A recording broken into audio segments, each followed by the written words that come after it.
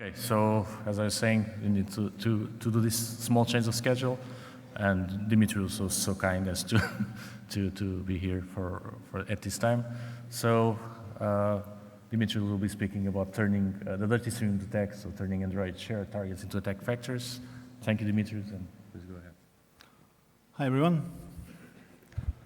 So I thank you for joining.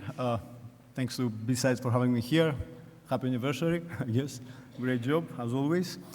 So before we start, anyone related to mobile security, mobile development and stuff? Any hands? Something? All right, okay. For the rest, it's going to be a little bit hard. Anyway, so my name is Dimitrios. I'm from Greece. And here are a few things about me. So I'm engaged in computer security since 2002. I was a member of one of the first reverse engineering groups back in Greece. And I started my career as a network security engineer for about 10 years. Then I jumped into developing for almost 5 years. And the last 5 years, I focused mainly on Android security, while before I joined Microsoft's threat intelligence team as a senior security researcher. I was leading another team which was conducting malware reviews for the Google Play Store. Besides that, I'm a father of two, a boy and a girl, and in my free time I mostly write and play music, at least I think so. So before we start, I would like to address a question which I get really often during my talks, and this is how come a Microsoft security researcher talks about Android security.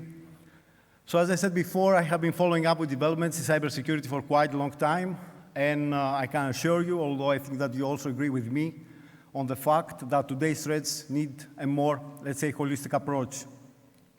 So a breach in your mobile device might have much more security impact than you may think, and in some cases can even touch your corporate network. So I strongly believe that companies must evolve their security solutions in order to protect their clients, their customers, across all platforms.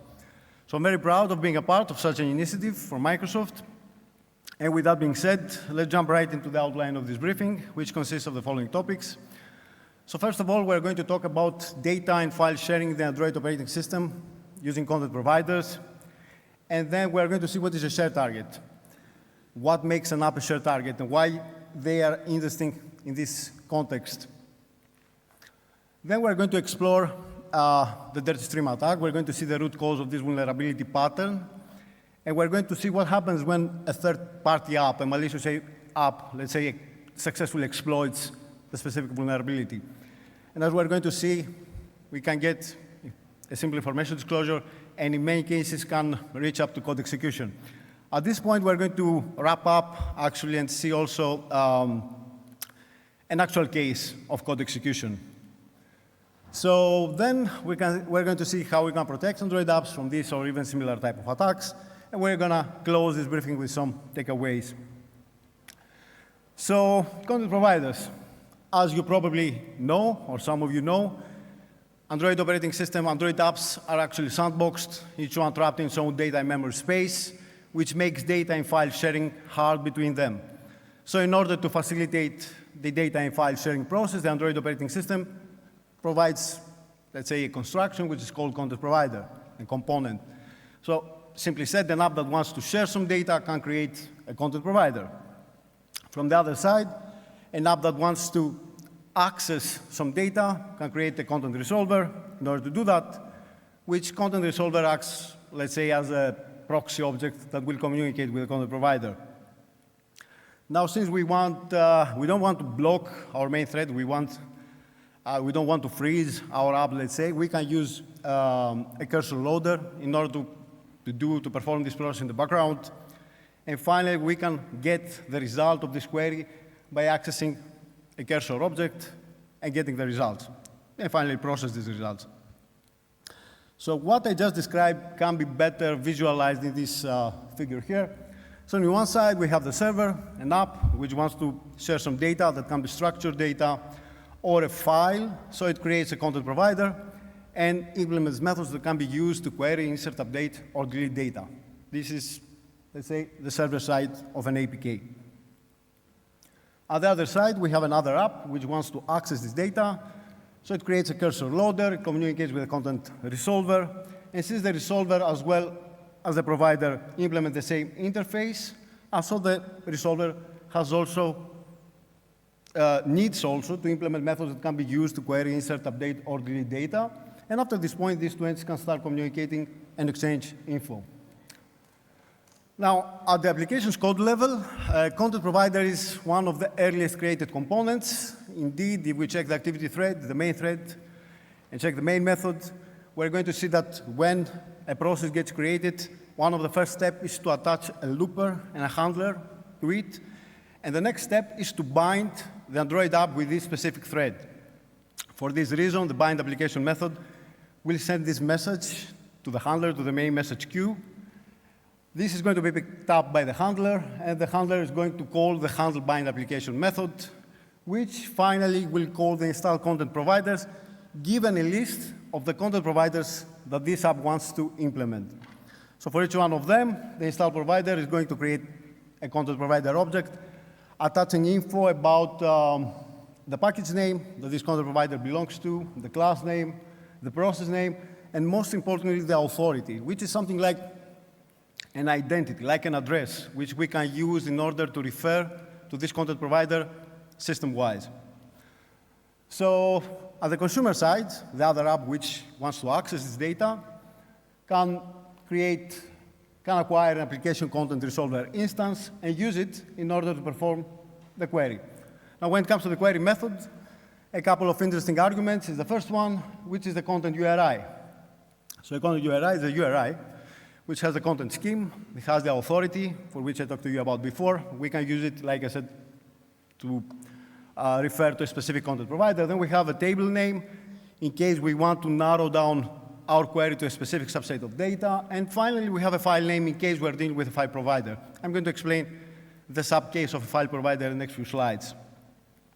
Second important argument is the projection, which is an array of strings with column names of the database that we want to query.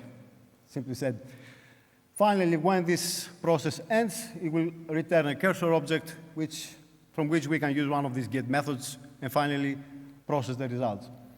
All right, so file providers. Despite the fact that we can share files using content providers, the Android operating system dedicates a class especially for this reason, which is the file provider, which is actually a subclass of the content provider. And the apps can use it in order to share files, and share files more securely, let's say, due to the fact that they can use now content URIs instead of the file URIs that we know so far and we use more often. We used to use more often. So besides extending this class, another thing that an app wants to do, has to do actually, in order to share some files is to create an XML file which has paths. It looks like this one here, and it can be used to map content URIs to file URIs. Finally, a couple of interesting methods when it comes to to the file provider class is the open file, which if we give a content URI, will return a file descriptor to the file that this content URI points to.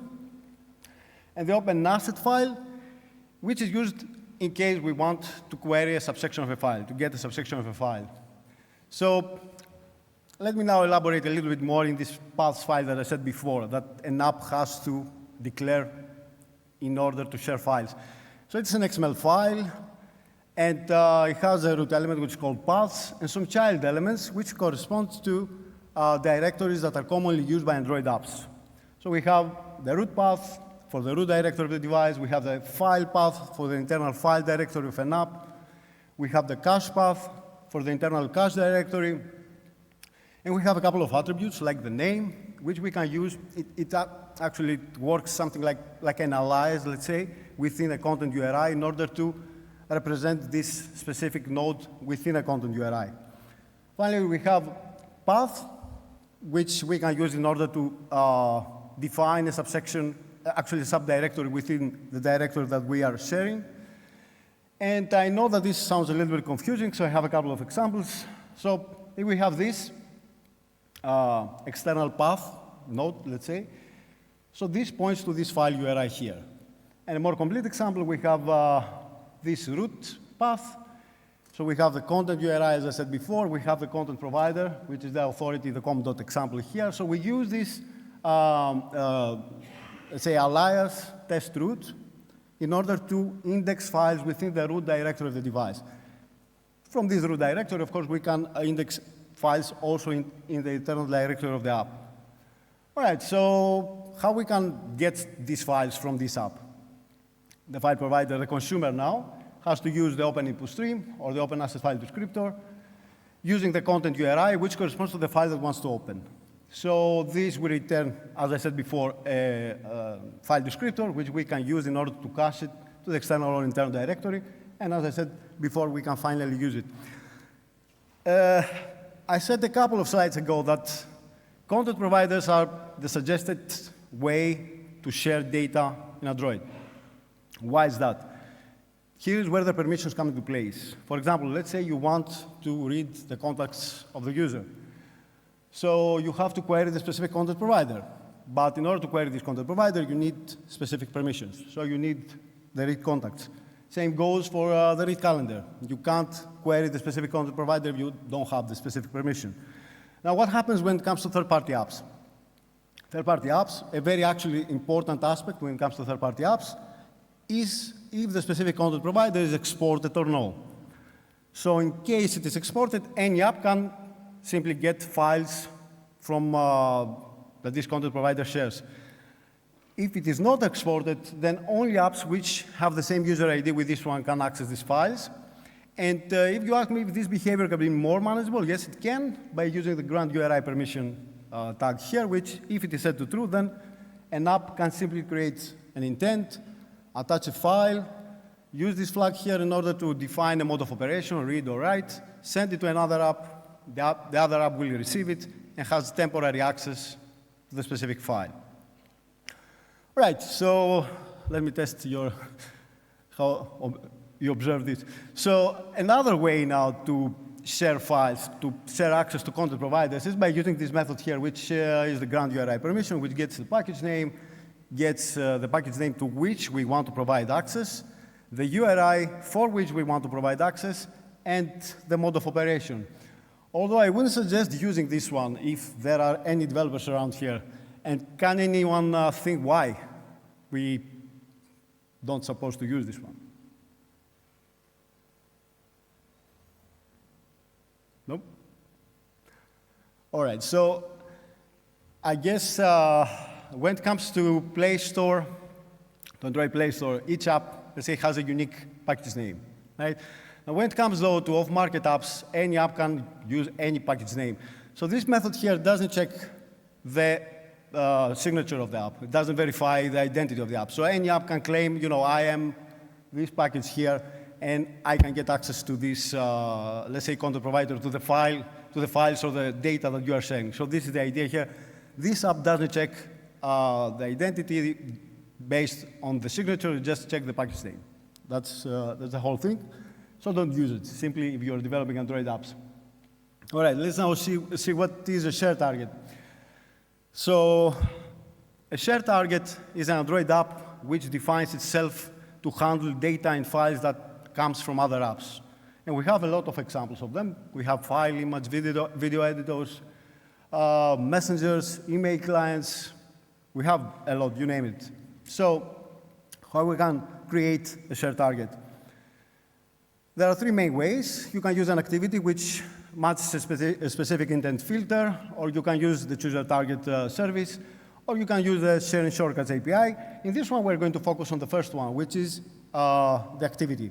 All right. So first of all, to handle a file, to handle a stream, you must have an activity which will, let's say, somehow parse the specific file, handle the specific file, and you have to declare this in your manifest. Just pay attention, because this is a way to actually identify the share targets, these vulnerable apps, let's say.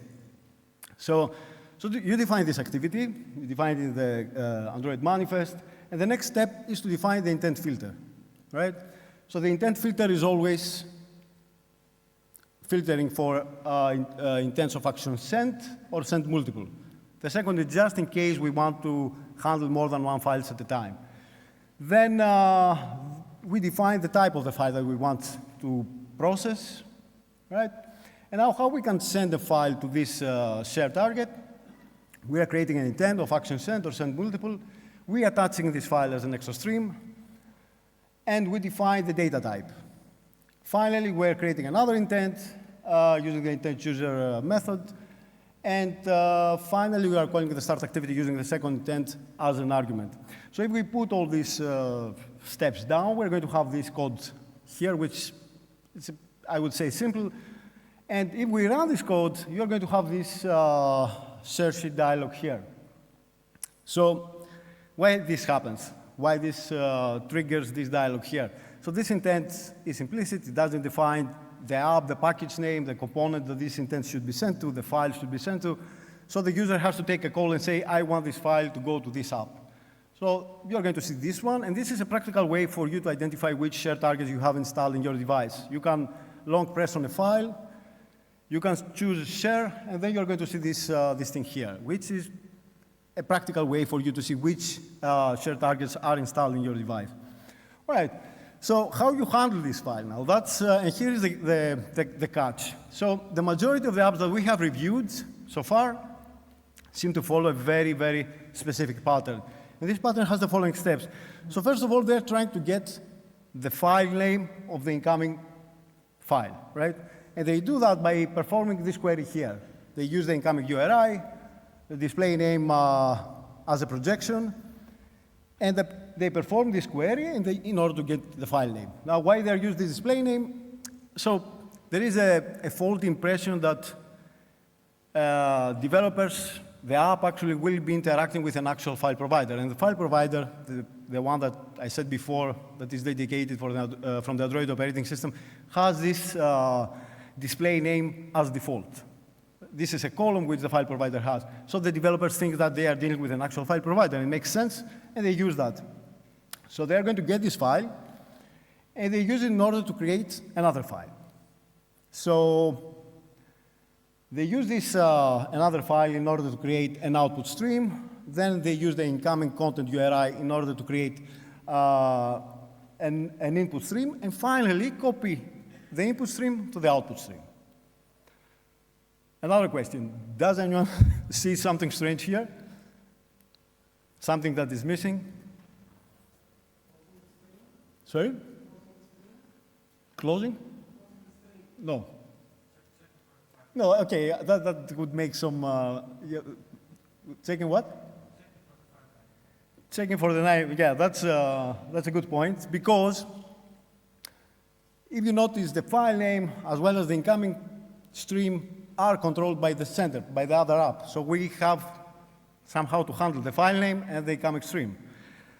All right, so now, if you ask me how come, and all these apps were following about the same, let's say, code pattern. So there is a very interesting study by Verdi et al., which talks about vulnerabilities that were found in crowdsourced code examples. And it mentions that 69 vulnerable code cases, which were found in Stack Overflow, were used in 2,900 GitHub projects. So just to make sure, if the writer of this comment is around here, I'm not implying that this code that you see here is actually vulnerable by itself. But if you take this part of code, this piece of code, and you combine it with the copy file that we saw before, then as you're going to see in the next few slides, you're going to have a big, big issue. All right, so let's now define the adversary model. Let's go to the dirt stream attack. Enough with theory, let's see how we can do that, how we can exploit this. All right, so in order to do this attack, in order to perform this attack, we need an APK. We need the user to have this, an APK installed in the device. This is not that it can happen. There are people here that they know that this thing can happen very, very easily. So we don't need any permission, only internet, just in case we want to download some kind of a payload or something, but in general, we don't need any kind of permission. All right. So we're going to use this malware, this rogue APK, in order to interact with the shared target. So the first step is we are going to send a request to the shared target, saying that we want you to process this file. So the shared target, as we saw before, is going to take this stream and is going to ask for the name. So since we are controlling this name, we can politely ask the shared target to override some kind of, let's say, important file. This can be a library. This can be a DEX file that loads from the internal directory, or even a JavaScript file which loads in some kind of a web view and uses it in a JavaScript interface and so on. Or even, that was a very actually common, we could overwrite settings from the set preference directory. And imagine that if the app is reading some kind of a critical setting from this directory, then you are going to have an actual security impact. We're going to see something. So that's the case. And as you saw before, the shared target is going to ask about the actual file. So give me the file now. I want to process this file. Since we are controlling this file, we can, let's say, send our payload there and see how the shared target will do that, what we'll do with it, actually. All right, so let's see how we're going to do it in practice. So we're going to create our file provider. We are now the attackers, let's say, just to make clear. So we're going to modify, we're going to craft a content provider, and we're going to modify a couple of methods, override a couple of methods. One is the query method of the content provider. The other one is the open file. And we will try to minimize the user interaction. You saw before that the user has to click something. So we will try to minimize that, to erase that. We will simply have an app which will exploit another app. That's the whole idea. That's the whole plan. So this is how our content provider looks like. It's not, I didn't write anything of this. So it's automatically added from the Android Studio. And the only thing that we had to do is just to override the query method as well as the open file. So how we override that, what we are doing there. So the first step is to convince the shared target that it's dealing with a file provider, an actual file provider. And what we're going to do with that? We're just adding columns which the file provider has, like the display name that you saw before, size, data, title, and so on. Then we're getting the URI, we're adding rows dynamically under these specific columns. Now, why we do that? We just don't hard code the names and all this kind of stuff. So we do that. It's not that relevant so far. We just do that in order to make the exploit more general and handle more than one shared targets with just a single exploit. We can encode, use some kind of an encoding in order to bypass, let's say, some kind of filtering when it comes from the shared target. And finally, we're going to attach all this info to the cursor object that we talked about before and send it back to the shared target.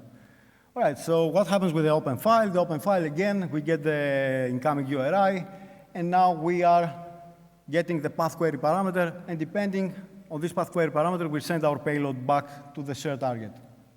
So that's the whole idea. So what we are going to send is the question.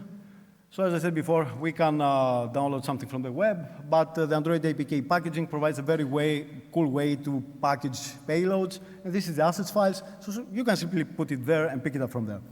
So that's the idea. And why we did all that, why we didn't hard code the names and all this kind of stuff. So now you have an APK, which you can give the package name of the shared target. You can give the class name, the app, the activity which will handle actually the stream. And then you are going to create an intent, which this time is explicit. And what I didn't cover so far is how this content URI looks like. So this is how the payload looks like. So we have the content scheme, we have the authority, which is all exploited right now. We have a dummy path, because why? Because in some cases, the shared target checks if the content URI has a path in order to validate it. So we can use any here, it doesn't matter in this case. Then we have the path, which corresponds to the payload that we want to send. We have the name for the file that we want to overwrite. Size, sometimes the shared target might ask for the size. And finally, if we're going to encode or not the name. So if we get this query in our content provider, we're going to have exactly what you see here. Display name, size, data, type, all these entries. So when the shared target will ask about these entries, we're going to send them back. All right, did it make sense? Anyway, so we're going to see an example, so it will make, I guess, at the end. So it should be understood by now that if we successfully manage to exploit this, we are going to get the right access to the internal directory of an app.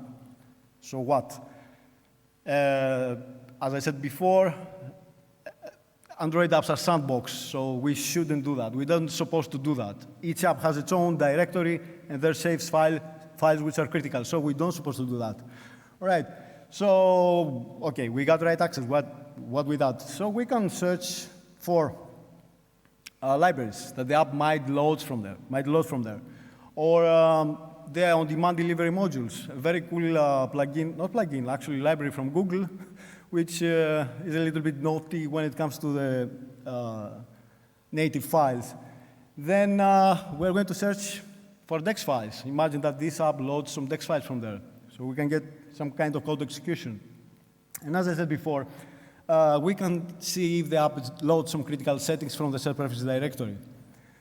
So this is a cool trick now to bypass a couple of things. So while we were trying to overwrite a file, we often encounter this problem here. So the app was checking, does the file exist? So if it exists, I won't overwrite it. So it makes sense, right? You have, let's say, a PDF editor or something, you are sending a PDF to process, so the PDF will check, does this file exist? So I'm not going to overwrite it. So there is a way to bypass this type of check, this exactly check here.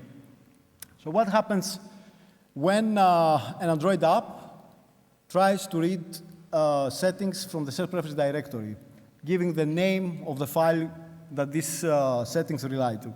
So it will get the name. So the shared preference implementation class actually will get the name. It will do the following, which I still don't understand why. So it will do the following. It will create a backup file. So imagine you are giving the example.xml file, and you want to read some settings from there. So it will get this file, and it will simply create another file, adding the .back extension there. All right, so it will return this file back. And the next step is that the start load from disk will call finally the load from disk, which will do the following. It will check if the back file exists, then delete the XML file, the original XML file, and replace it with ours. Just rename the back file to XML file. So as you understand, we don't have to override something. We just have to write a file with .back extension and let this behavior to do the rest. And this actually was so cool behavior that I wrote a CTF about it. And there were very few that found this thing, because you have to go, to search deeper how this thing works in order to do it. So yeah, that's a solution, I guess. And can we read files using this exploit, using the vulnerability? So when it comes to reading files, the idea is to try to convince the shared target to process one of its own files. The shared target might also have content providers, might share files by itself. So we try to, process your own file. And what is important now here is where the shared target will save this file, the result of this process. How we can exploit that? We are looking for misconfigured content providers, loose file provider paths. And as I said before, the most important thing is where this file will be stored, the result will be stored. So why it is bad to use a custom file provider and not, let's say, extend the default one. So we can do something like that. So developers don't mind, very often, they don't mind the path traversal characters. So you can just jump out of the pre-configured shared directory and index any file. So you can index a file which has some kind of, let's say, sensitive info and send it to the shared target. So this is the one. Another thing that you can do is you can search for root paths or root, let's say, child elements, which will point to the root directory of the device, and then you can do this. You can, again, index a file which has some kind of critical info, sensitive info. So you are going to send this to the shared target. As we saw before, the shared target will try to save it. And if the shared target saves this one in the external directory, you can simply pick it up from there. But there's a very cool trick to do. So there is a display name query parameter from the file provider class, which we can use again to modify the name of the file and force the shared target to save this file to a directory that we control. Right? Cool. So let's see the impact. What we did. We checked about 20. And since this was published, actually checked quite more, and I think that this analogy was even more now when it comes to vulnerable apps. So all these apps that we checked had the common characteristic of more than 100 million installs each. And in 50% of the cases, we managed to get code execution. Sorry, no, 28%. 55% were found to be vulnerable. 18% we get information disclosure. And 27% we didn't get anything. All right, so let's see now. Let's wrap up everything and see how this thing works in practice. And this app that we're going to see has more than 500 million installs, according to the Google Play Store. It's a browser. And it is a shared target. So as I said in the beginning, how we can identify it, it has this, let's say, characteristics intent filter, which does exactly that. Filters for intents of action sent.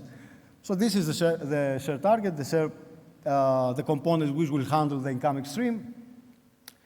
And what this app was doing when it was getting an incoming stream was doing the following. So the first thing was, as we saw so far, in all of the cases, to get the file name. So get the file name. Then it was doing a couple of other things in order just to create a temporary cache, a unique temporary cache path. So it was getting the MD5 hash of the incoming URI. It was concatenating the strings in order to create a temporary cache, unique cache path.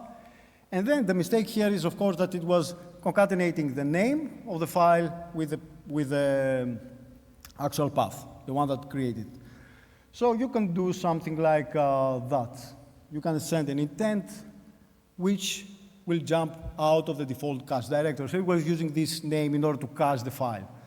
And of course, you can finally, let's say, jump out and reach to the internal directory of the app. All right, so we had write access. Okay, so what we can do with that? Another cool thing, which ended up to be a duplicate for a CVE, but that was a cool CVE anyway. So Google Play has a very cool library which can be used in order to deliver app bundles in order of the APKs that we know so far. So what that means, imagine that we have the legacy APKs where you, no matter the device that you have, you might have an ARM device or whatever device you have, you're going to get the whole APK in your device installed. So what the bundle does and what this library does is, depending on your device, is going to get only the module that you actually need, the language that you need, the library that you need, and so on, which is very cool because you just download the base APK, and then you can just download the next elements that you just need, nothing more. That's cool, but this library has a very, very bad habit, and this bad habit is to save native files in the home directory of the app, which is very bad. And as you understand, the first idea was, why don't simply override this file? So it was saving some files in the internal directory, why we don't override it? And this is the cool part, that the browser was checking again if the file exists, so it will simply didn't do it. So now, here's the deal. What this library is doing. So it has two directories. The one is called unverified splits, and the other one is called verified splits.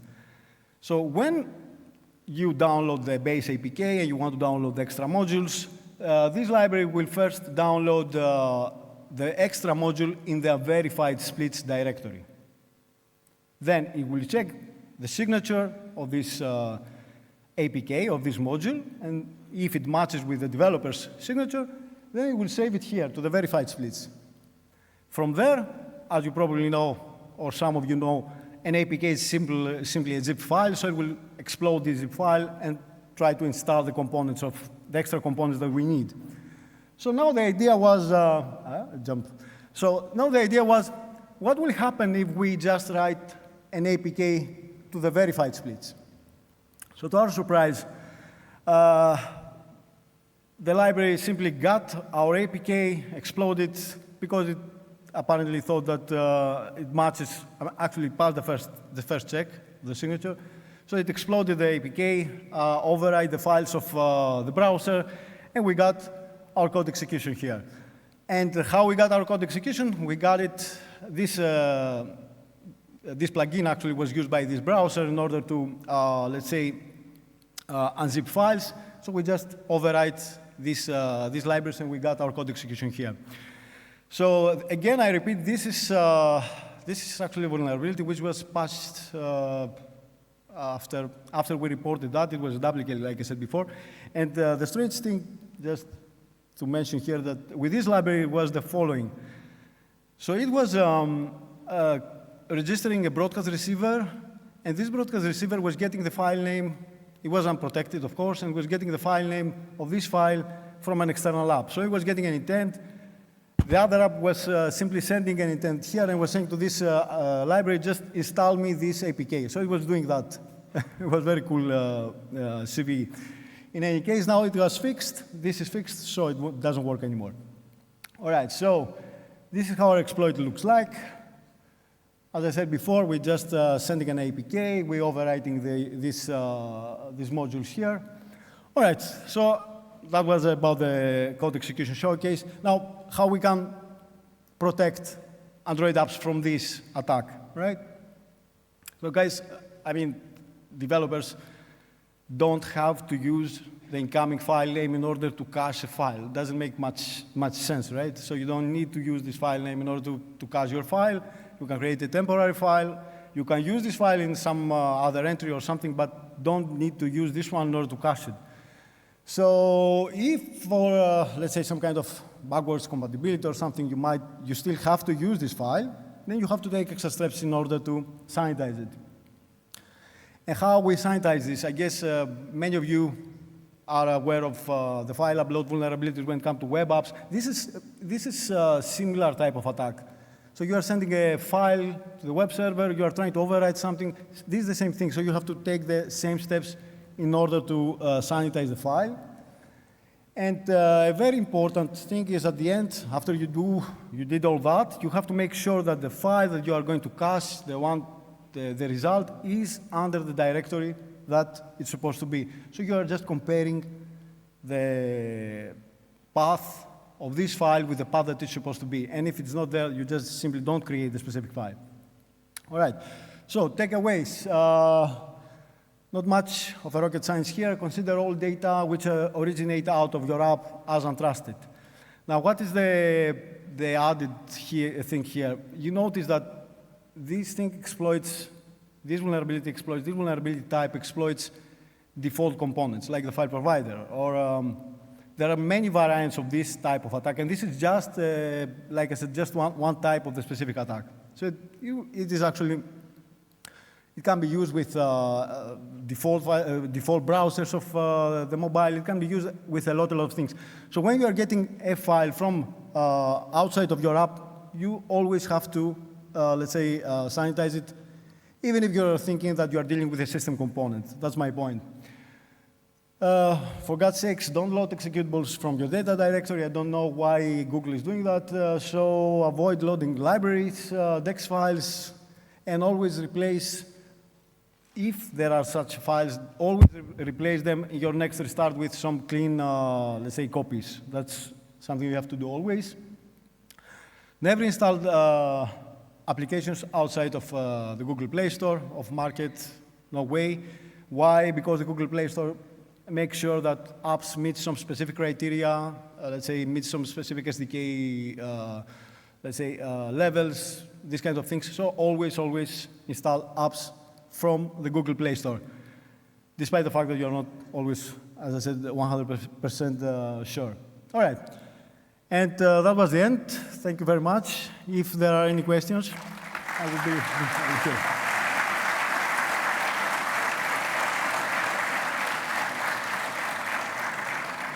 Thank you. Any questions? Anyone? It's kind of heavy topic. Let's wait for a while. I believe Bruno wants to talk something.